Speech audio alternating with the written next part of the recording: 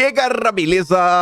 Como é que vocês estão, meus amigos? Hoje é segunda-feira, uma nova semana se inicia com Nicolás Maduro à frente do governo venezuelano. Sim, amigos, segundo os dados oficiais, o Maduro venceu. Aí você pode questionar, você pode discordar, e vamos falar sobre isso. Vamos olhar como os fatos foram narrados na imprensa brasileira, ver quem já se posicionou, quem deu os parabéns para Maduro, quem o criticou. Teve uma figura aí que criticou, que chamou a atenção. A esquerda no Brasil já tá chorando.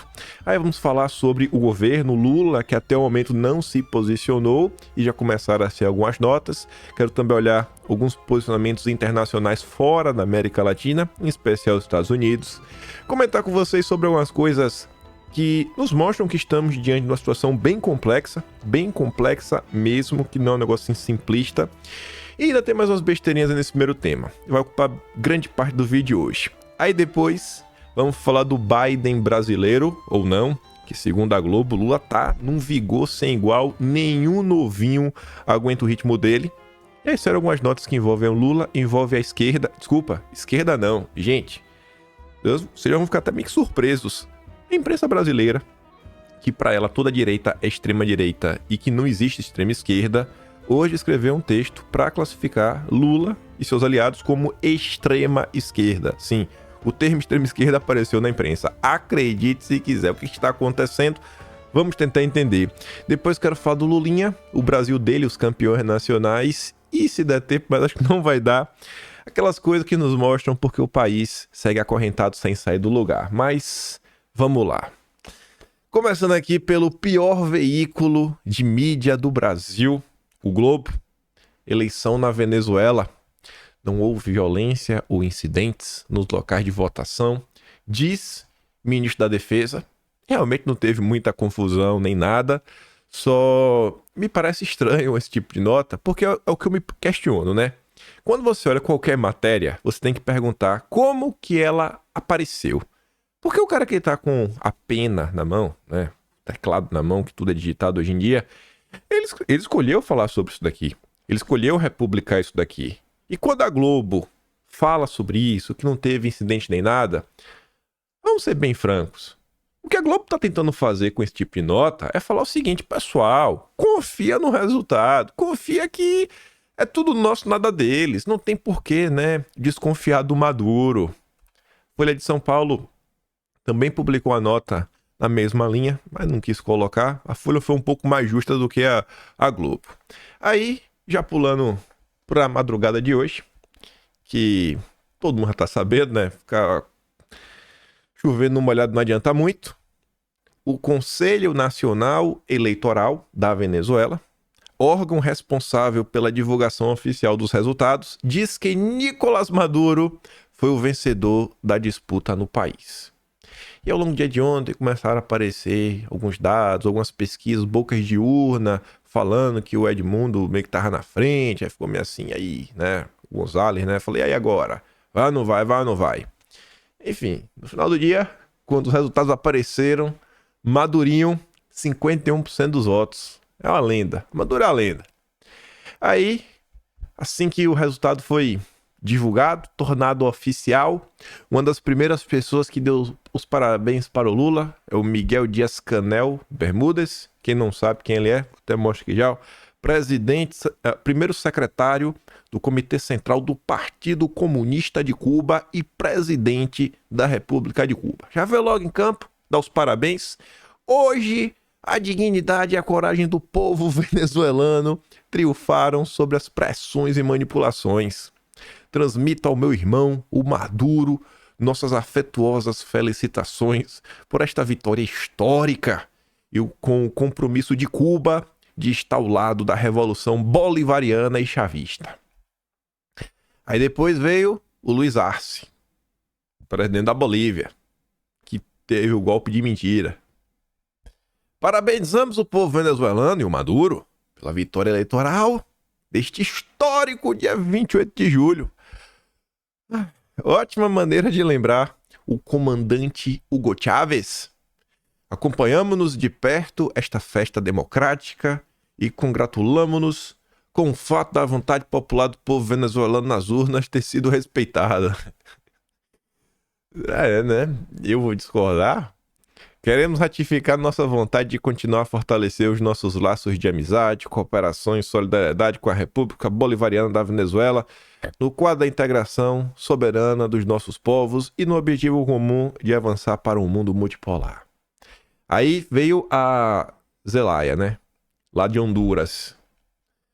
As nossas felicitações especiais e saudações democráticas, socialistas e revolucionárias ao Madurinho e ao corajoso povo da Venezuela pelo seu triunfo incontestável que reafirma sua soberania e o legado histórico do comandante Hugo Chávez.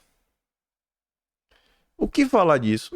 Não tenho nem o que falar, né? A turma do Foro de São Paulo aí, feliz da vida, companheiro Maduro, revolucionário, vence. Ele só vence. O homem é a máquina de vitórias, ele vence e vence de novo. Aí, saindo do núcleo duro do Foro de São Paulo, o Milei comentou sobre o tema. Eu acho que ninguém esperava algo diferente do Milei. O Milei se posiciona criticando, né, a eleição. Ditador Maduro, fora. Os venezuelanos optaram por acabar com a ditadura comunista de Maduro. Os dados anunciam uma vitória esmagadora da oposição. E o mundo espera que esta reconheça a derrota após anos de socialismo, miséria, decadência e morte. A Argentina não vai reconhecer mais uma fraude e espera que desta vez as Forças Armadas defendam a democracia e a vontade popular. A liberdade avança na América Latina. Essa postagem do Milei foi antes do resultado oficial. Que estava sendo aí algumas coisas, aí são algumas atas, tipo aquele boletim que sai de alguma sessão eleitoral. Aí naquela sessão eleitoral, o González estava na frente, mas virou, o Maduro virou. O Maduro chegou na hora final. É porque, tipo o Brasil, aquelas regiões mais distantes, que os eleitores todos são do Maduro, chegaram pelo fim e levou.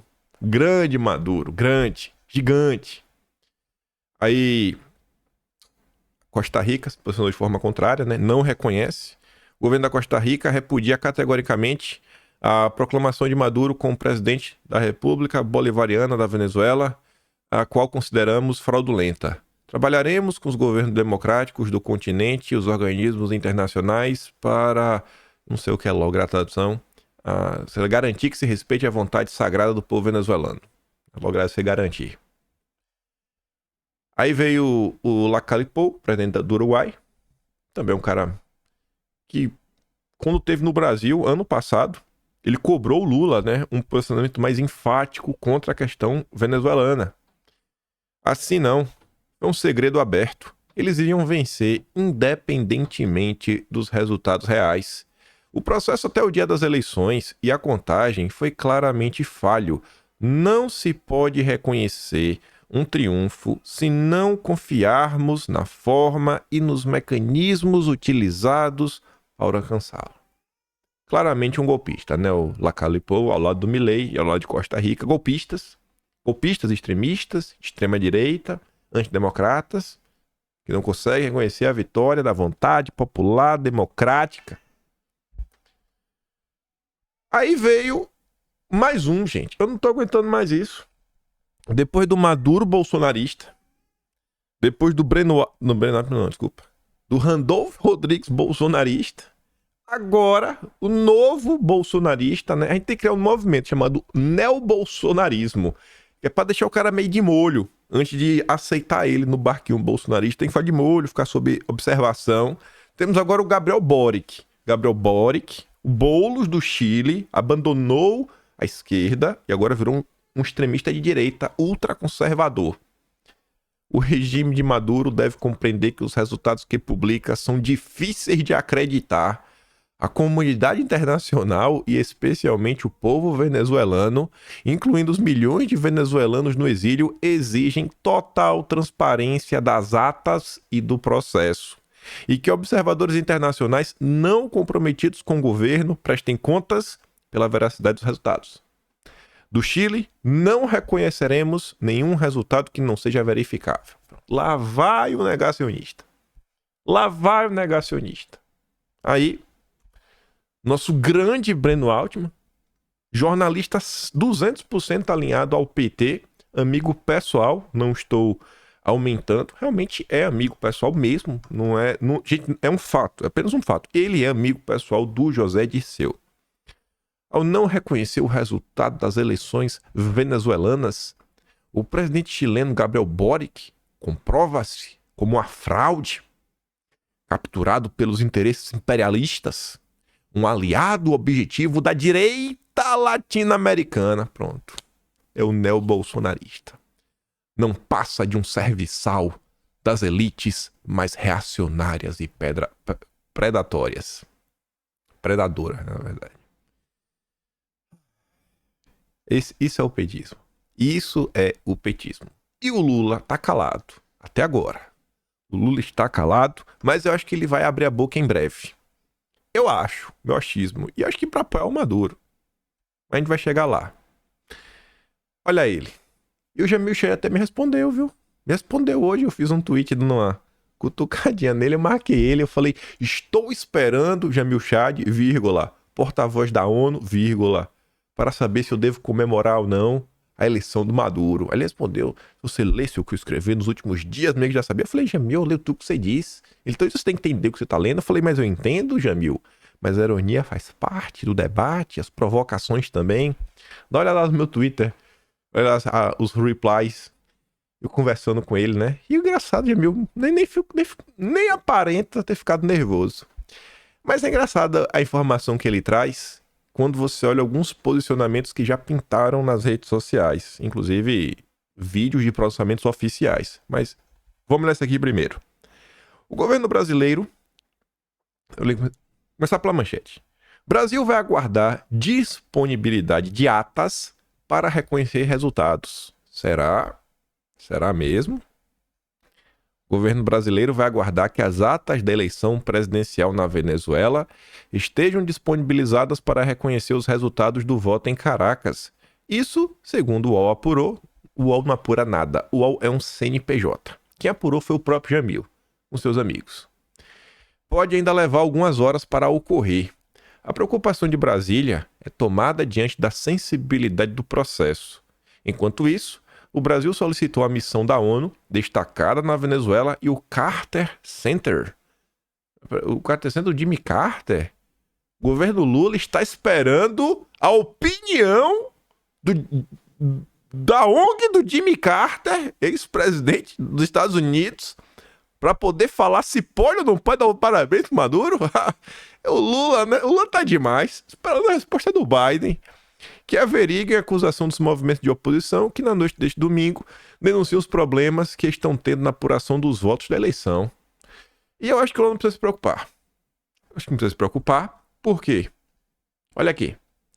Temos sérias preocupações de que o resultado anunciado não reflete a vontade ou os votos do povo venezuelano, diz o Anthony Blinken. O secretário de Estado dos Estados Unidos afirmou ser fundamental que votos sejam contados de maneira justa. A comunidade internacional está observando isso de perto e responderá adequadamente. Na boa, esse comentário aqui, pra mim ele já tá consentindo. Pra mim ele já tá consentindo. Porque se você tá lá, se você acompanhou, se sua ONG está lá de bizu como observador internacional e você ainda tá nessa sem saber se contou direito ou não, tô preocupado, pelo amor de Deus, né? Esperava mais da turma do Biden. Pra mim, a turma do Biden vai falar, isso aí e vai aceitar. E vai aceitar. E pra mim, não vai ter mais sanção. Posso estar errado, mas acho que não vai ter nenhum tipo de sanção à Venezuela, não os que já tem. Acho que é capaz até de aliviar algumas sanções, comprar um pouco de petróleo, ficar todo mundo feliz, a volta à democracia. Aí você vê aqui, ó, Kamala Harris, que é basicamente a nova presidente, né? Porque o Biden já não manda mais em nada. Os Estados Unidos apoiam o povo da Venezuela que explicou a sua voz nas históricas eleições presidenciais de hoje. A vontade do povo venezuelano deve ser respeitada. Apesar dos muitos desafios, continuaremos a trabalhar em prol de um futuro mais democrático, próspero e seguro para o povo da Venezuela. Mas e aí? Falou e não falou nada. O posicionamento para mim mais importante até o final do dia, para saber para que lado vai isso daqui, é o que vem da Casa Branca. Os Estados Unidos reclamar, mas com aquela reclamaçãozinha, tipo da Rede Globo quando fala mal do Lula. Sim, lavaram as mãos, chancelaram e ainda é capaz de ter um grande acordo aí com o Maduro. Tudo jogo de cartas marcadas só pra fingir que teve eleição, não, isso aí, e vida que segue. E que mostra aí que ninguém tá preocupado com porcaria nenhuma, é tudo um grande teatro. Aí, veja como são as coisas, né? Como o Brasil parece dar aulas para outros países. Eleições na Venezuela. Maduro celebra vitórias da ditadura e exige respeito ao processo eleitoral. O Estadão chama de ditadura, né? Mas o Maduro tá falando, ó, respeite o processo. Que ninguém tente desrespeitar essa bela jornada, diz líder chavista após denúncias de fraude. Tá bom. Aí veja. Diosdado Cabello anuncia a vitória de Maduro com tendência irreversível. Tendência irreversível. Não vamos cair nas provocações da oposição, porque é dia de festa. Ai de quem contestar e pedir uma nova apuração, fazer qualquer tipo de alegação. Na Venezuela, não. Aí olha só. Órgão eleitoral da Venezuela pede investigação sobre ações que estavam tocando terror no país. O presidente do Conselho Eleitoral da Venezuela, Elvis Amoroso, disse ao anunciar o resultado da eleição presidencial do país que houve um suposto ataque ao sistema de dados do órgão, o que causou um atraso na divulgação do resultado. Segundo ele, foi solicitado ao Ministério Público da Venezuela que investigue as ações aí que tocaram terror perpetradas contra o nosso sistema eleitoral e contra as sessões eleitorais. O presidente reeleito, Maduro, também fez menção aos supostos ataques. Para ele, o ocorrido seria utilizado como pretexto por seus adversários para acusar a ocorrência de fraude na eleição venezuelana.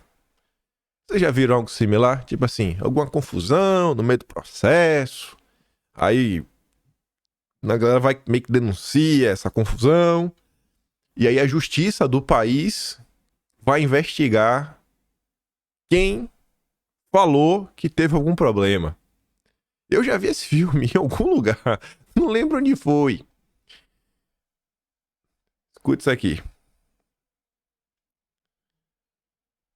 Cadê? Escuta aqui, ó. Oposição, como eu dizia antes, né, a Maria Corina Machado deve enfrentar agora a prisão e ela está, aliás, impedida de deixar o país, né? Então nem sequer o exílio se torna uma alternativa para ela. Então é o regime preparando aí a próxima etapa, um recrudescimento da ditadura chavista com uma fraude eleitoral e com um pretexto, mais um pretexto jurídico para perseguir os líderes da oposição. Não pode deixar o país, vão ser investigados, principalmente por reclamar do processo eleitoral. Rapaz, eu já vi isso em algum lugar, não lembro onde, mas eu já vi isso em algum lugar, viu? Brasil, Venezuela. Você lembra que eu falei Brasil, né? Eu falar Venezuela, é o costume de falar Brasil. Brasil sempre nos surpreende. Mas eu queria falar Venezuela no final do dia. Que curioso, viu? Que curioso. Aí, diante de tudo que aconteceu, eu vi esse tweet aqui da Tsuki já agora de manhã cedo. Tava pra fechar o vídeo. Eu falei, nossa. Talvez se eu tentasse falar, eu não conseguisse me expressar tão bem. E ela fala assim, ó. A complexidade da realidade é intrigante. Às vezes, um tanto confusa e sem respostas definitivas. Ao mesmo passo que eu defendo a soberania de um país, eu acho que todos nós, tendo a pender para algum tipo de intervenção internacional na Venezuela diante da fraude escancarada que assola o país há décadas. Um regime onde não existe um mísero sinal de mudança interna faz a população sofrer e continuará fazendo se nada for feito. É contraditório e incômodo. E eu acho que todo mundo entende isso. Todos nós entendemos. Eu acho que todo mundo. Acho que a direita ela tem por princípio defender a soberania nacional. Mas o mesmo pai pergunta, mas e aí, bicho? Como é que resolve a questão da Venezuela? Como é que resolve? O Maduro não quer largar o osso por nada. Vai apoiar a intervenção internacional? Mas e aí, vocês não são a favor da soberania? Complicado, viu, gente? Eu queria ter uma resposta também, mas tô igual a Tsuki. Eu não tenho a mínima resposta. Não tenho a mínima resposta. São as complexidades do mundo em que nós vivemos.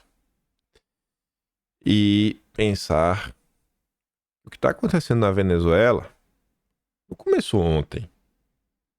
Começou já com Hugo Chávez, né? Quando ele chega, sob o poder, todo o processo, como as coisas foram acontecendo ao longo do percurso. Alguns apoios internacionais que eles tiveram para manter o país minimamente estável. A gente vai falar um pouco sobre isso. E aí, para falar sobre complexidades, eu tava passando no Twitter e aí eu tentei ver, né? Porque a turma da esquerda tá fazendo festa. Os petistas em festa. Ontem o Brasil 247 e o Opera Mundi, o Brasil 247, petista 100%. E o Opera Mundi é do Breno Altman. Ambos postaram. Pesquisas apontam vitória de Maduro. Aí você vê Atlas Intel que a gente comentou no vídeo ontem. Pô, a gente acha que o Maduro vai perder. Você acredita em quem? Nos petistas ou na Atlas Intel? Que é até petista também. Mas enfim. Aí a Opera Mundi e o Brothers 47, até a foto que eles utilizaram nas notas diferentes, dois sites diferentes, a mesma imagem do Maduro. Um negócio assim sensacional, né? O briefing, o famoso briefing. Aí eu fiquei olhando, fui ver lá as discussões e muita gente da esquerda colocando o seguinte, não, uma grande vitória do povo venezuelano contra o imperialismo, porque os opositores eram fantoches de Washington. E aí eu tava com tempo hoje, eu falei, vou na Biblioteca Nacional tentar encontrar alguma coisa, e eu achei algumas matérias interessantes, que eu acho que segue até na linha da Tsuki, né? Eu não consigo ter uma resposta final sobre tudo isso daqui, vou deixar só de provocações para vocês. Uma dessas matérias, isso daqui eu achei porque a turma da esquerda meio que deixou uma deixa, falando, a Corina é representante de Washington. Aí eu fui pesquisar, né, na Biblioteca Nacional. E encontrei aqui que 1º de junho de 2005, o Jornal do Brasil publicava a seguinte nota. Bush se reúne com rival de Chávez. O presidente dos Estados Unidos, George Bush, recebeu ontem na Casa Branca a venezuelana Maria Corina Machado, líder da SUMAT, ONG de oposição ao Hugo Chávez. A reunião foi considerada uma manobra para irritar o chefe de Estado sul-americano. Machado ajudou a promover o plebiscito de agosto contra Hugo Chávez, foi chamada de traidora pelo presidente e pode ser condenada à prisão a até 16 anos de cadeia. É meio que está acontecendo com ela agora. Nada muito novo. Promotores venezuelanos a acusam de conspiração, pois sua ONG recebeu doação do grupo National Endowment for Democracy, o NED, que é custeado com dinheiro do Congresso americano. E realmente é tipo a USAID. Chávez acusou o NED de ser uma das pontas de lança dos esforços de Washington para tirá-lo do poder. O governo dos Estados Unidos nega, mas em represália, a Venezuela ameaça cortar o fornecimento de petróleo aos americanos, de que é importante fornecedor. Quando você olha para as eleições agora, nos últimos meses e até nas últimas semanas tiveram algumas notas até de ONGs ligadas à turma dos Soros, tipo Repórteres Sem Fronteiras, denunciando os problemas da Venezuela. E assim, beleza, vamos partir do pressuposto que a Maria Corina é um agente do Império, como diz a esquerda. Vamos partir desse pressuposto. Será que ficaria pior do que o Maduro? Me custa acreditar. Me custa acreditar que tem como ficar pior do que com o Maduro. Aí o cara de esquerda, tentando fazer o advogado do diabo, ele ia falar, mas você tem que ter também que tem a questão das sanções. Tá, eu entendo que tem as sanções. Eu entendo que é um problema realmente gravíssimo para qualquer país. O objetivo da sanção é exatamente prejudicar o país economicamente. Mas e aí? Beleza. Eu entendo que tem as sanções. Mas e aí? Coloca o Maduro? Que vai continuar com a sanção? O povo vai continuar sofrendo? Em nome do quê? De uma ideologia? Aí coloca lá, vamos botar, aliada dos Soros. Pelo menos não vai ter mais sanção. Não é possível que não vai ter algum tipo de melhora também. E quem sabe lá na frente, uma nova troca, sabe? Que falar pra vocês, viu? A situação na Venezuela me custa a entender como alguma pessoa de esquerda consegue olhar para o Maduro e ver um representante digno de permanecer no cargo, independentemente de quem for o opositor. Me custa acreditar que mesmo partindo do pressuposto que a Corina, ela é o Soros encarnado, me custa acreditar que tem como ficar pior do que o Maduro. Me custa, mas me custa muito. Me custa muito. Aí depois achei outra nota no Correio Brasiliense, só para reforçar a anterior. Em 3 de dezembro de 2006, os venezuelanos vão às urnas. A arma da posição contra o chavismo poderá ser Maria Corina Machado, diretora da organização SUMAT e considerada aliada da Casa Branca. Agora, nota interessante mesmo, e isso daqui que os petistas talvez queiram varrer para debaixo do tapete, né? E isso aqui é a cara dos liberais brasileiros e da turminha do MBL, do voto nulo, que não entende às vezes como suas ações acabam por prejudicar todos. Olha que engraçado essa nota de 2007. Brasil mantém Chaves, diz analista. A analista que está comentando isso é até a própria Maria Corina. Ela não é oposição, né, ao regime chavista de hoje. Tem uma história de fazer oposição. Deve ser por isso que o pessoal estava apoiando ela. Não sei. Mas enfim. Se não fosse o Lula, provavelmente Chávez não continuaria presidente da Venezuela. Lula estreou na política externa, ainda como presidente eleito, com uma operação de resgate de Chávez num de seus momentos mais delicados. Em dezembro de 2002, olha só, uma greve geral asfixiava o país. Gente, presidente eleito, né? 2002, Lula nem tinha tomado posse. Tinha só acabado a eleição. O presidente ainda era FHC, mas enfim. Em dezembro de 2002, uma greve geral asfixiava o país. Seu centro nevrálgico era a PDVSA, a estatal do petróleo venezuelano, que na época ainda era dominada por funcionários de carreira. Desabastecido e sem combustível, o país parou. Lula despachou para Caracas o seu assessor de assuntos internacionais, Marco Aurélio Garcia, que voltou com a recomendação. O que aconteceu agora em 2024 e em 2023? Desde o ano passado, Lula tem mandado o seu assessor para assuntos internacionais, o Celso Amorim, resolver as questões venezuelanas.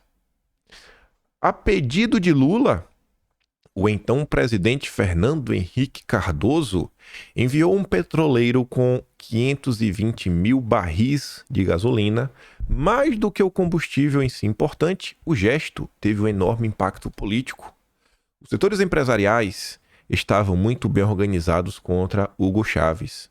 Recorda Eduardo Viola, pesquisador em relações internacionais da Universidade de Brasília, aspas, o Brasil criou um colchão de proteção para Hugo Chávez. Se não fosse isso, Chávez provavelmente teria caído. O Brasil tem sido o sustentáculo de Hugo Chávez. Segundo Maria Corina Machado, vice-presidente da organização não governamental SUMAT, que luta pela democracia na Venezuela, Lula tem prestado a Chávez legitimidade. O Brasil sempre foi um fator de equilíbrio na região, diz a Maria Corina. O apoio de Lula tem servido para Chávez mostrar que não está isolado e buscar identificação ideológica.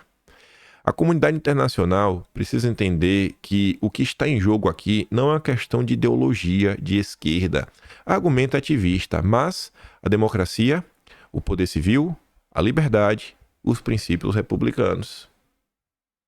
Porque o meu achismo, né? O que ela quer falar com isso? Quando o Chávez ele assume, ele tenta fazer uma política meio de esquerda, né?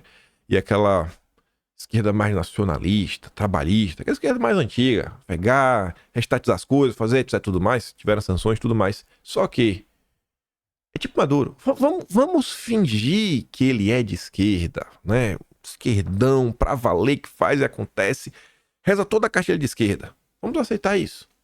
Mas assim, pô, não dá pra também varrer para debaixo do tapete o que acaba sendo feito contra a oposição. Destruição das liberdades no país, dentre tantas outras coisas. Não dá pra varrer para debaixo do tapete. Só que a turma da esquerda olha pra esse tipo de coisa e nega. Eles negam todos os fatos. Não, Maduro é o grande herói do povo venezuelano que luta contra o imperialismo. Toda aquela ladainha chata. E não consegue reconhecer que a população tá sofrendo. Simplesmente eles não conseguem. Então, se hoje o Maduro tá no poder, foi graças ao Lula. Foi graças ao Fernando Henrique Cardoso, esse grande democrata, que acabou por ajudar, dar sustentação ao governo na época, um grande gesto político. E olha onde chegamos. Olha onde chegamos. Olha onde chegamos. Será que se o Lula não fosse... Se Lula não fosse presidente hoje, será que o Maduro também estaria na mesma situação? Será que... Como é o nome do cara que teve lá no passado? Acho que é uma coisa Gonzalez. Acho que o sobrenome é... Acho que é Gonzalez, o sobrenome. Foi em torno, acho que de junho do ano passado. A Vitória Nuland foi no mesmo período que a Vitória Nuland veio no Brasil, se eu não estou enganado. Será que se... Porque esse cara foi, o Celso Amorim também foi lá, dar uma mão pro Maduro. Teve esse acordo de Barbados, né? Que ajudou a fingir que as coisas da Venezuela iriam mudar. Será que se o Lula não fosse presidente, tudo isso teria acontecido? Mas aí o que é que a imprensa te vende? O próprio Jamil Chad vendeu essa semana, esses últimos dias. Semana passada, no meio da semana passada, né? Biden salvou a democracia no Brasil. Pois é, né? E olha o impacto da democracia brasileira na Venezuela de novo. Mais uma vez. Mais uma vez. Mais uma vez. Então, parabéns a todo mundo aí, né? Quem eu sei que tá muito mal nessa história é o povo venezuelano, que deve estar sem esperança. Sem esperança. Sem esperança. Porque de ideologia aí o pessoal tá passando fome. E aí, para encerrar, com a leve provocação de Bolsonaro, em ato com a embaixadora, Maduro diz que TSE se encomendou com a verdade sobre a eleição. Aí Bolsonaro pergunta: embaixadores TSE? Algum inquérito? Como com Elon Musk? Viva a democracia! Essas eleições na Venezuela eu acho que mostram que ninguém liga pra porcaria nenhuma no final do dia, sabe? Ninguém lê porcaria nenhuma. É isso aí, vida que segue. Tem cara que vai ser Maduro aí por mais 4 anos, até um próximo teatro, que vai ser a próxima eleição venezuelana também, que chega no final do dia. E mais uma vez o povo é feito de palhaço. Mas vamos lá. Continuar falando sobre eleições. Creio que foi anteontem que eu comentei com vocês. Acho que foi anteontem. Eu trouxe primeiro uma matéria que saiu na UOL, que dizia aí que Janja ampliava seu espaço no Planalto. E depois eu trouxe a matéria da Mônica Bergamo. Vamos até um pouco sobre como é que funcionam as coisas, jornalista e tudo mais. E eu falei, gente, ó, a Mônica Bergamo só tá revelando isso, por quê? Porque ela foi enganada. Porque ela ia soltar nota, não soltou. E outra pessoa soltou no lugar dela. E ela ficou puta da vida. Ela ia soltar que Janja está reformando a sala dela, ficou chateada da vida. E aí eu falei, quando eu mostrava o título da Mônica Bergamo, eu comentei o que pra vocês? Eu falei, pessoal, sempre se questionem como a nota apareceu. E tudo nos leva a crer que a Mônica Bergamo recebeu isso. Por quê? Porque ela é próxima da cúpula petista que está insatisfeita com a blindagem a Lula que a Janja vem criando. Ela vem pedindo pessoas de se aproximar do Lula, principalmente a turma da velha guarda. Então, com certeza foi essa turma que mandou a informação para Mônica Bergamo postar para criticar a Janja. Eu falei isso para vocês. Aí, olha o que o Guilherme Amado posta ontem. PT não quer Janja como sucessora de Lula em 2026, nem em 2030. É mais uma que vem na sequência. É mais uma que vem na sequência. Os próprios petistas se atacam utilizando os jornalistas. O Metrópolis, eu tenho a mais pura convicção que tem mais de 20 jornalistas. De colunistas de política de bastidor tem 3. Guilherme Amado, os 3 chefes, né? Guilherme Amado, Eu Gadelha e Paulo Capelli. Eles poderiam... O PT poderia, se fosse por bastidor, poderia ser em qualquer um. Mas não, saiu no Guilherme Amado, escrito pela Bruna Lima, pelo Eduardo Zanotto, acho. Não lembro o sobrenome. Não, Eduardo Barreto? Não. Escrita pelo próprio Guilherme Amado, que é petista. Por isso eu tô falando, saiba quem é quem. Saiba quem é quem na história. Saiba quem é quem na história. Então escolheram a dedo um jornalista petista, que está sempre lá no ICL, que agora tem um Felipe Neto entre seus sócios, para passar a mensagem que o PT quer botar para frente. Embora nunca tenha havido uma discussão formal sobre a possibilidade, o tema já foi conversado diversas vezes entre petistas com mandatos, em altos cargos do governo ou assentados na burocracia partidária. Não se tem notícia de ninguém no partido que defenda o nome de Janja como eventual candidata petista em 2026 ou em 2030 ao Planalto. Mas, tanto no partido quanto no governo, muita gente segue achando que, a despeito das negativas, Janja sonha em ser escolhida por Lula. E se ela for escolhida por Lula? E aí? Será que Janja já não está, inclusive, articulando, quem sabe, a filiação dela num PSOL, num PSB, num MDB da vida? Já pensou? Janja no MDB? Sucessora do Lula, uma grande democrata? Uma grande democrata, partido da Frente Ampla. Então, assim, observem isso. Não descartem essa possibilidade. Aí você vê aí essa nota. O Lauro Jardim, tem o João, tem a Naira, tem outra pessoa que escreve lá. Mas foi o próprio Lauro Jardim que deu essa nota.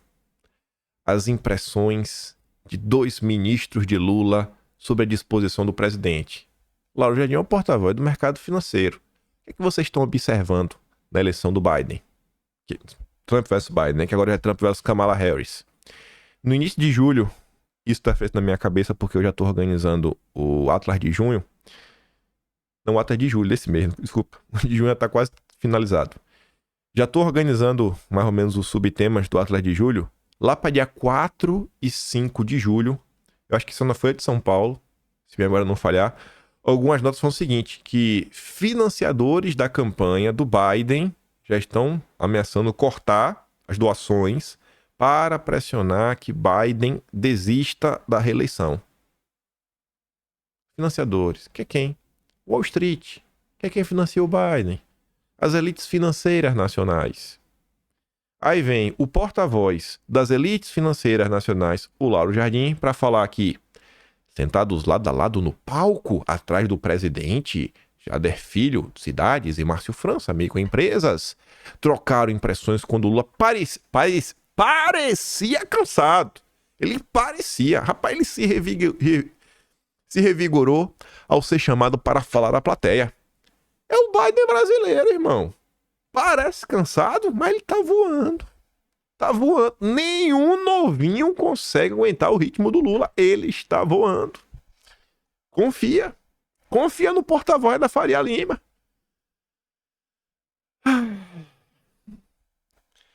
Eles brincam com a nossa inteligência. Podia ter sido da Naira, né? Aí vem a Naira, que também escreve na coluna do Lauro Jardim. Cúpula do PT e Lula estão preocupados com possível terra arrasada após eleições. A cúpula do PT levou recentemente a Lula à preocupação com o possível cenário de terra arrasada no partido. Se o resultado das eleições municipais for pífio, o presidente está preocupado e quer dedicação total nas cidades com mais chances de ganhar. E isso aqui deve acontecer independentemente de qualquer coisa. Eu não digo terra arrasada, mas a gente vai ter uma mudança no cenário político depois das eleições. Porque passou agora, eleição municipal, o foco vai ser 2026. Não tem nem o que falar. Principalmente os partidos do Centrão que são fisiológicos.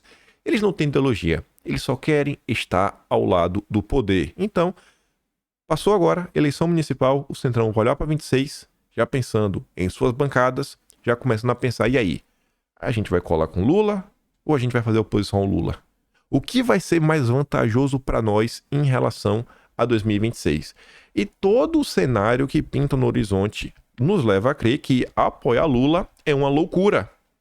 O Lula só tem apoio da Globo. Apoio irrestrito hoje só da Globo. Só da Globo. E óbvio, da JBS, do BTG, mas Dos veículos de imprensa, só da Globo. Apoio irrestrito, só da Globo. Olha esse texto. A extrema esquerda, ela existe. Ela existe. Acredite se quiser, o Estadão, que odeia o bolsonarismo, mas também odeia a esquerda, que viu a esquerda um caminho para retomar o país, tira das mãos de Bolsonaro, devolve pro Lula, lá na frente tira o Lula e volta ao de sempre. Há embustes ideológicos em coberturas e análises, quando não mero desconhecimento dos fatos e da história. Ao nos debruçarmos sobre o significado de palavras como esquerda, extrema esquerda, direita e extrema direita, ou direita radical, outra direita, como alguns preferem, na ausência de uma caracterização melhor, mais precisamente, a extrema esquerda vem sendo vista como democrática, como se confundisse com a social-democracia. E a direita, logo tida por fascista. A confusão é total, fazendo com que a luta política fique obscurecida, fortalecendo o totalitarismo e o autoritarismo e enfraquecendo a democracia. Olha só.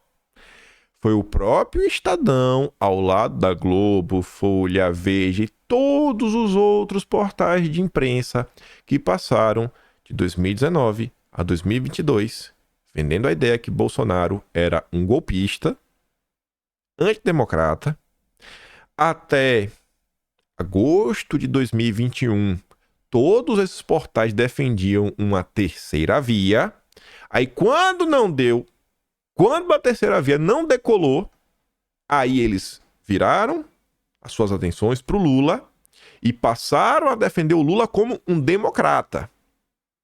Aí, olha o que ele está falando aqui agora. Ele não está falando do Lula, mas está falando que a extrema esquerda, ela vem sendo vista como democrata, porque era, né, para derrotar Bolsonaro, mas não. Tipo uma social-democracia, mas não é não. Não é. Será que até o final do texto o Lula é de extrema esquerda e Lula já não é mais um democrata? Já pode ser rifado pelo establishment e trazer algum candidato a lá PSDB? Tomemos de início o caso da França. Naquele país, criou-se uma nova frente popular para combater a extrema-direita e inviabilizá-la eleitoralmente. A esquerda reuniu socialistas, comunistas e, sobretudo, a extrema-esquerda dita França Insubmissa, liderada pelo Mélenchon. Foi ela que conquistou o maior número de deputados. A extrema-direita, capitaneada por Le Pen, do Reagrupamento Nacional, seria assim considerada como fascista. Note-se o ardil no próprio nome. A extrema-esquerda e seus aliados usurpam a Frente Popular de Léon Blum, um socialista judeu que foi primeiro-ministro da França um pouco antes da Segunda Grande Batalha Mundial e procurava evitar, aí sim, a ascensão da extrema-direita. A França submissa, a vencedora, tem mais parlamentares do que os outros partidos da esquerda. Procura impor a sua agenda, seja indicando diretamente o primeiro-ministro, seja indiretamente por intermédio de um aliado. Ora, esse grupo é literalmente anticapitalista, com propostas que podem arruinar a economia francesa, defensor de reestatizações e de tributações que podem chegar a 100% para os mais ricos, preconceituoso contra os judeus, defensor do Grupo H. Seus apoiadores, por sua vez, querem jornadas cada vez menores de trabalho e aposentadorias mais precoces. Quem vai querer investir na França? Até parece meio que o PT, né? Aí olha agora. E qual é o inimigo deles? A extrema-direita, aproveitando-se de suas ferramentas ideológicas para debilitar a república que diz sustentar. Ora, Marine Le Pen fez todo um trabalho de afastar o seu grupo das ideias radicais do seu pai, o Jean-Marie Le Pen. E aí conta lá o que o pai dela fez no passado, uns apoios muito estranhos. O que fez a líder do Reagrupamento Nacional, a Le Pen? Cara, ela aproximou seu partido de um ideário tradicional de direita, expulsou seu pai do partido, tornou-se defensora de Israel e, last but not least, depositou flores no túmulo do De Gaulle. Esse sim é um verdadeiro republicano, inimigo declarado de Pétain, que é o cara lá que a pronúncia ficou muito estranha. Aqui no Brasil, Lula e o PT terminaram também impondo o mesmo ardil ideológico na formação da Frente Ampla. Olha só. Ele cria... Veja como foi a construção do Estadão. Ele cria todo um cenário, falando de rótulos, falando que é mentira essa história que a extrema esquerda é democrática. Ele cita a França. O Mélenchon falou, o Mélenchon é o extremista. Ele capitaneou a Frente Ampla. Ele que tem a maior bancada tá impondo mil e uma coisas. E ele fala, e o Lula é igual. Esse é o Lula. Os incautos embarcaram nessa canoa furada. O Lula, que emerge das eleições, não era do seu primeiro mandato. Conciliador, propenso à união e conduzindo a política econômica responsável, até diria neoliberal. Ah, apelido do Meirelles, né? Bom demais. Não. O novo presidente adotou uma ideologia cada vez mais esquerdista, governando, por assim dizer, para sua própria bolha. A sua convicção democrática foi mero jogo de cena. É bem verdade que respeita as instituições, não por uma adesão ao ideário democrático, mas porque sabe que não contaria com o apoio de uma sociedade conservadora, do judiciário, da Câmara, do Senado, onde seu partido é claramente minoritário, do Exército, que não embarcaria numa tal aventura, e de grupos de religiosos. A sua convicção antidemocrática transparece principalmente em sua visão de relações exteriores. Considera a Venezuela como uma democracia, submetida a uma feroz ditadura que tira a vida de seus opositores, controla o processo eleitoral, afunda economicamente o país e generalizou a corrupção. O poder judiciário é lá completamente manietado e o poder legislativo sufocado. Tudo em nome da luta contra o imperialismo yankee, do combate pelo socialismo. Nas eleições da cidade de São Paulo, observamos o mesmo viés esquerdizante, com Lula e o PT apoiando bolos do PSOL em sua suposta luta contra a direita, apoiada por Jair Bolsonaro. O alinhamento entre esses dois partidos bem mostra esse viés do PT para a extrema esquerda, ao contrário do primeiro mandato de Lula, em que sua tendência era moderada em direção da social-democracia, apesar de vociferar contra ela. A roupagem democrática nada mais é do que uma farsa. E o mais engraçado de tudo é porque é o seguinte, no frigir dos ovos, principalmente em termos econômicos, por mais que o Brasil esteja quebrado e aumentando muito imposto, o Lula está fazendo tudo que o Estadão queria que fizesse. Tudo que o Estadão chama de neoliberalismo. Tudo! Mas tudo, principalmente em termos de agenda verde. Mas tô meio chateado, né? Porque o Lula tá meio radicalizando, fazendo alguns movimentos estranhos, apoiando bolos. Extrema esquerda. Chegou o dia. Olha aí, 29 de julho de 2024, o Lula deixa de ser um democrata para se tornar extrema esquerda. E uma nota que, como vocês viram, chegou até o final, eu não tirei nenhum parágrafo, não fez nenhuma ressalva para falar que Bolsonaro é golpista, democrático, até dá a entender que, cara, balela essa história aí, né? Porque eles pegam o que é chamado de extrema-direita na França para falar, cara, não é de extrema-direita. A Le Pen é tradicional, afastou os malucos, não, balela. Os antidemocratas é extrema-esquerda. Estranho o que está acontecendo. Estranho. Mas vamos continuar. Porque ontem o Dilma resolveu fazer um pronunciamento público na TV. Aí veja o lixo da Rede Globo e um jornal um jornal de esquerda. A Folha de São Paulo é de esquerda. Mas não se compara com o lixo da Globo. O lixo da Globo comenta. Lula faz balanço e cita governo Bolsonaro em pronunciamento de rádio e TV. Brasil era um país em ruínas. O que nos ensinaram, né? A Globo, sempre com a matéria de esquerda, ele já tenta fazer aquele título bem clickbait, sempre batendo na direita. E o subtítulo, aquela puxada para dar a voz pro que o governo quer expressar. O presidente voltou a garantir que tem compromisso com a responsabilidade fiscal. Aí você vê a Folha de São Paulo. Lula usa a TV para atacar, foi isso que ele fez. Ele atacou, ele não citou, ele atacou a herança de Bolsonaro e disse que manterá responsabilidade fiscal. O presidente cita transição energética, juros, políticas sociais em quarto pronunciamento em rede nacional. Você vê a diferença, editor? Ele ataca Bolsonaro. Foi isso que ele fez. Mas segundo a Globo, cita, né? O Brasil estava em ruínas. Meu Deus. É um lixo. A Globo é um lixo. A Globo é um lixo. Aí voltando aqui pro Estadão, ela não tá comentando sobre o pronunciamento de Lula, mas tá falando dele de novo. Lula tem razão. Ele tem razão ao afirmar durante o G20 que a fome não é uma coisa natural e que existe por decisão política. De fato, são decisões políticas que engendram as condições para que parte da população sofra de insegurança alimentar. Lula não disse, mas algumas dessas decisões políticas foram suas, várias delas cruciais para piorar a vida dos mais pobres. Durante longos 13 anos, ele e sua criatura, a Dilma, deixaram deliberadamente de fazer reformas que poderiam modernizar o Estado brasileiro, dinamizar o setor produtivo e estimular o crescimento sustentável da economia, condição sem a qual milhões de brasileiros ficarão permanentemente à mercê da pobreza extrema.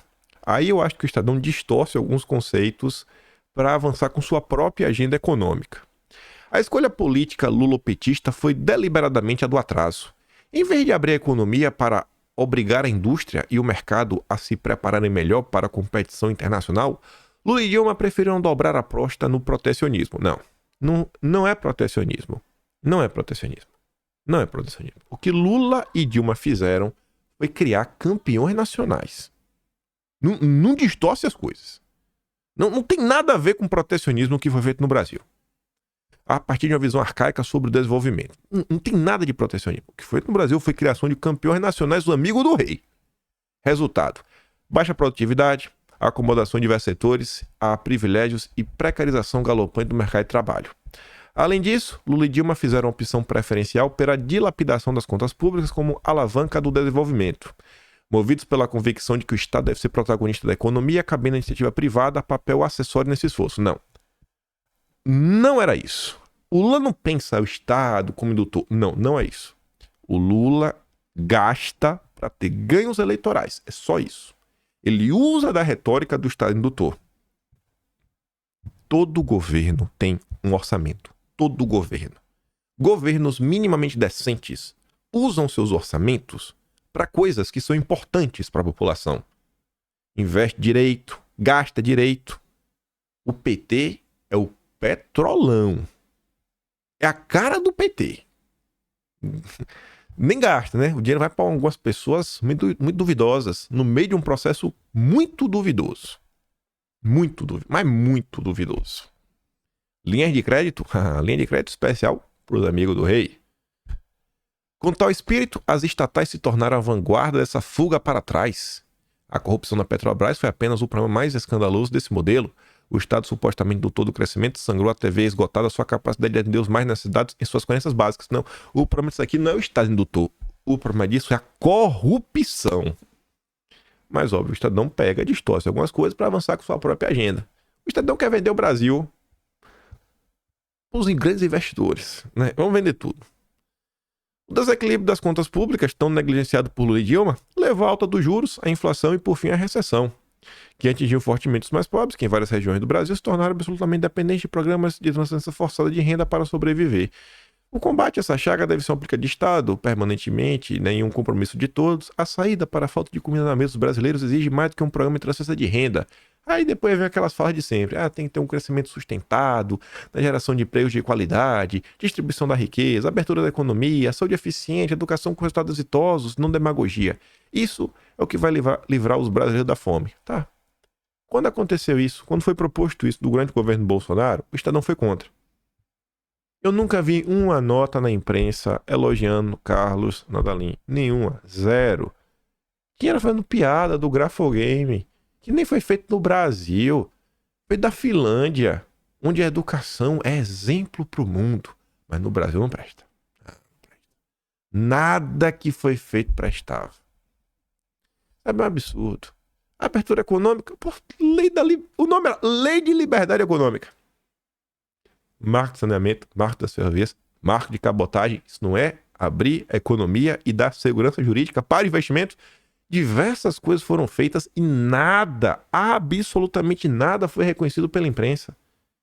Eles agora só entraram no modo de criticar o Lula e já direcionando qual o caminho, quais políticas devem ser adotadas para o Brasil ser salvo. São aquelas políticas que governaram o país durante as últimas 4 décadas. E são, inclusive, as mesmas do Lula. Não muda nada. Nada. Ninguém quer resolver porcaria nenhuma.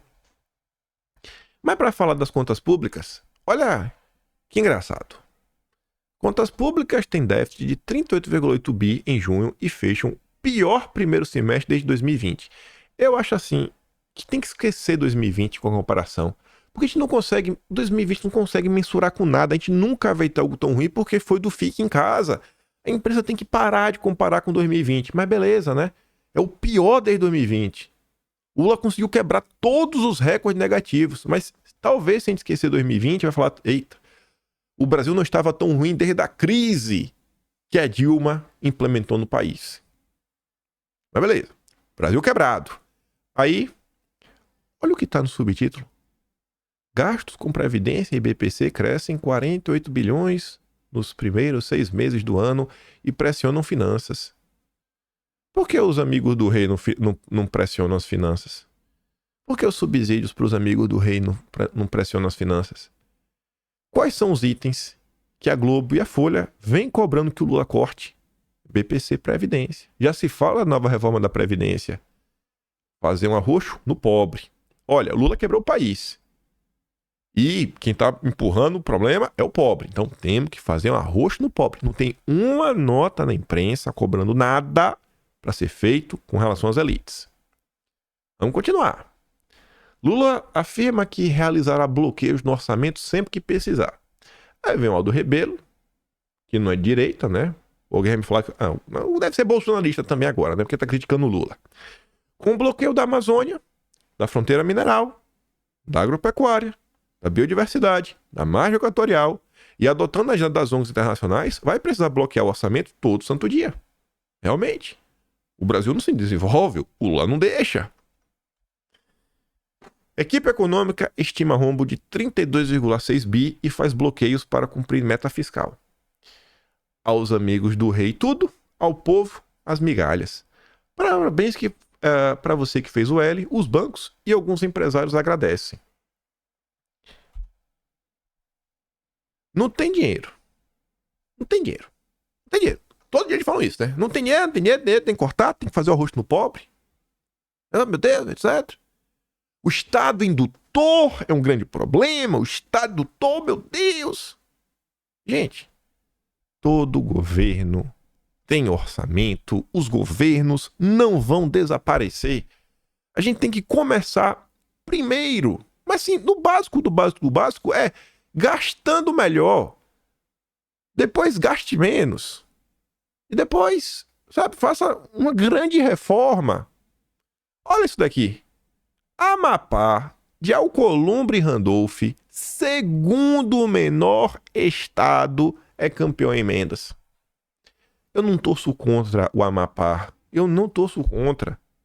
E talvez, realmente, o Amapá mereça ser o campeão de emendas. Mas eu acho que não. Eu acho que, olhando assim de uma forma um pouco mais fria, sem todas as informações que existem no planeta Terra, com algumas informações, não faz muito sentido. Como é que o Amapá que mais recebe? Será que no Brasil a gente está gastando direito ou os gastos no Brasil são gastos políticos para ter ganhos eleitorais? Alcolumbre aí quer ser o sucessor, né?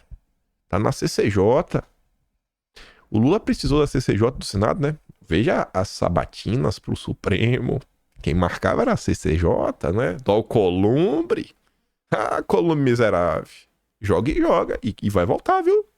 Vai ser o próximo presidente do Senado. A gente não tem número pra derrubar o Alcolumbre. Se não for, ele vai ser uma porca, vai ser um Renan Calheiros da vida. Pode até 2027. Não espere nenhuma mudança no Senado.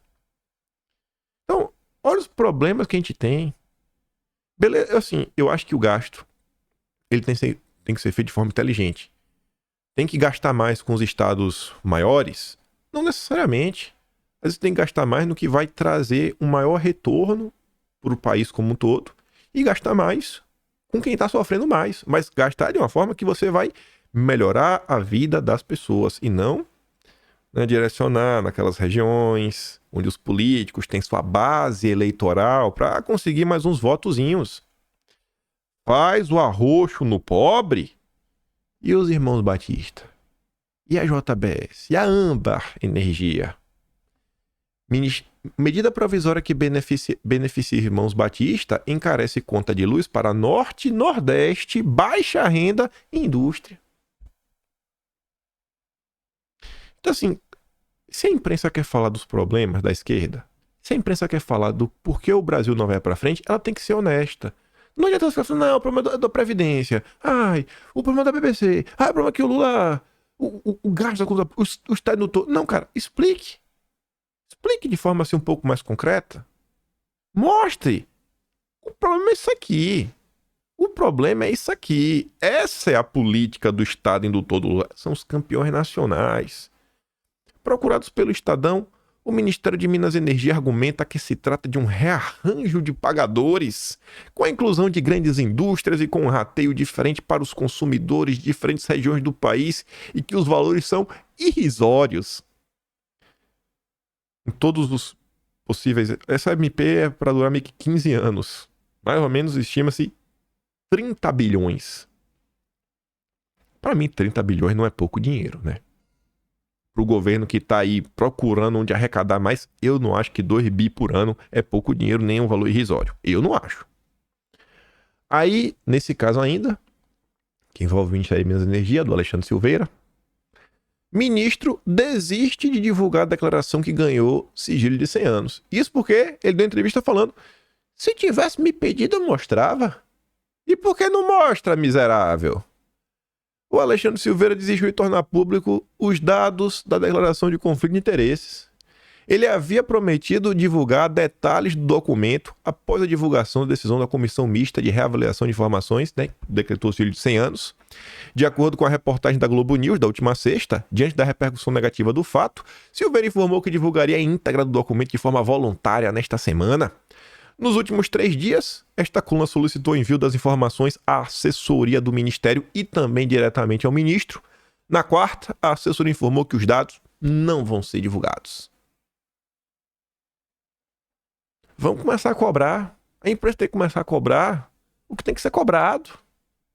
Aí vem, ó, Bernardo Melo Franco. Sigilo de 100 anos.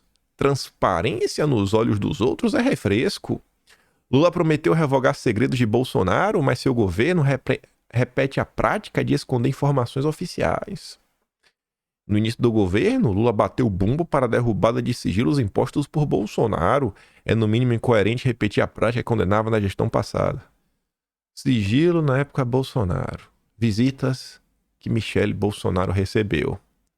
Sigilo na era Lula, né? Declaração de conflito de interesse do ministro de Minas e Energia após uma medida provisória muito estranha, rapaz, que beneficia campeão nacional e que ele diz que é mera coincidência, sabendo que de um período de tempo que o próprio Estadão divulgou, né?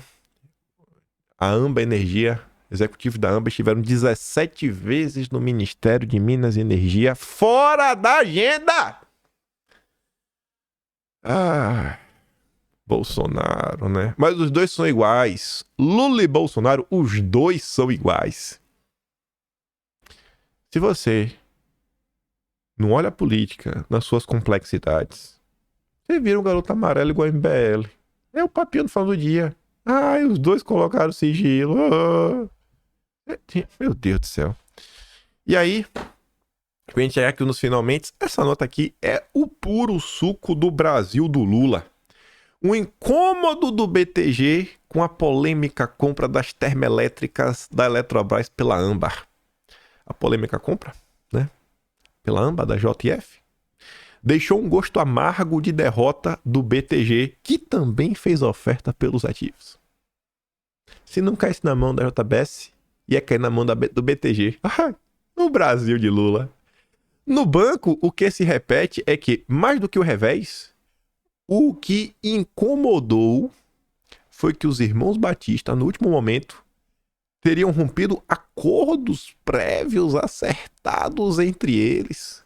E quem que dá nota? O Lauro Jardim. Você vê como esse tipo de informação que envolve o mercado financeiro, bancos, sempre sai no Lauro Jardim? Incrível, rapaz. É igual aquelas notas sobre Conselho de Direitos Humanos da ONU. Vai sair no Jamil Chad. Incrível. Igual o pronunciamento do prerrogativas diante do indiciamento de Bolsonaro pela PF. Só sai na Mônica Bergamo. Incrível! É um padrão que está diante de nós. Sabe? O negócio fala, mas que coincidência, né, velho? É tipo assim, aquelas notas do Sérgio Moro que sempre saem na Bela Megala. Incrível, rapaz. Aquelas coincidências, né? Incrível, incrível como são as coisas no Brasil. Mas vocês estão vendo aí ó, como são as coisas. Tá vendo aí como são as coisas. E não sei se vocês vão lembrar, quando teve aí essa questão da Eletrobras, eu dei play num áudio meu, que foi uma conversa, não chegou a ser um debate, a gente não tava se matando. Eu tava com o Márcio Furtado, que fez parte da equipe econômica do Guedes. E eu conversava com ele, falando, cara, eu sou muito reticente sobre essa privatização da Eletrobras. E ele falou, realmente colocou lá uma poison pill, ninguém vai poder ter 10% da empresa. Eu falei, mas bicho, tu quer me fazer acreditar que quem tem condição de ter uma fatia de 5%, que não é uma fatia grande, tu quer fazer acreditar que tem algum grupo que não é, assim, campeão nacional, uma BlackRock da vida? Eu falei que tu consegue me citar um grupo que tem dinheiro pra comprar 5% da Eletrobras e tem preocupação, sabe? Realmente, assim, que é uma empresa dar lucro e não tá abraçado na agenda SG. Eu falei isso exatamente um ano antes do ocorrido. Foi exatamente um ano cravado. Foi 15 de junho de 2003. Aí aconteceu. Eu falei, nossa, que coincidência. A gente comentando em vídeo um ano depois. Exatamente um ano depois. Então, assim, se não fosse JBS, é BTG. É o Brasil, do Lula. O problema é o salário mínimo. Aí, tá aumentando demais. Pelo amor de Deus, rapaz. Me engana. Pelo menos seja melhor na hora de tentar me enganar. Pelo menos tende a ser um pouquinho melhor na hora de enganar os outros. Seja igual o Maduro. Seja igual o Maduro. Grande Maduro. Grande Maduro. Meu Deus do céu. Não, é que é meio desanimador, né? As coisas. Mas adianta desanimar? Também não adianta. Não vai mudar nada se a gente ficar triste, ficar pra baixo. Então, vida que segue. Amanhã a gente volta, como sempre. Se gosta do meu trabalhinho, pode se tornar membro do canal. Tem um botão aí, valeu. Tem um preto na descrição. Sempre para ajudar. Tem um Atlas brasileiro, onde estamos registrando tudo isso e muito mais. E, se não é, compartilhe a volta e rejeite o simplismo que a imprensa tenta vender as coisas para vocês. Você sempre vê que tem tanta coisa a mais que nunca é dita pela imprensa e você até se questiona por que eles omitem esses fatos que são tão importantes para entender o que realmente está se passando. Aquele grande beijo e abraço. Tamo juntos. Valeu, meus amigos. Fui.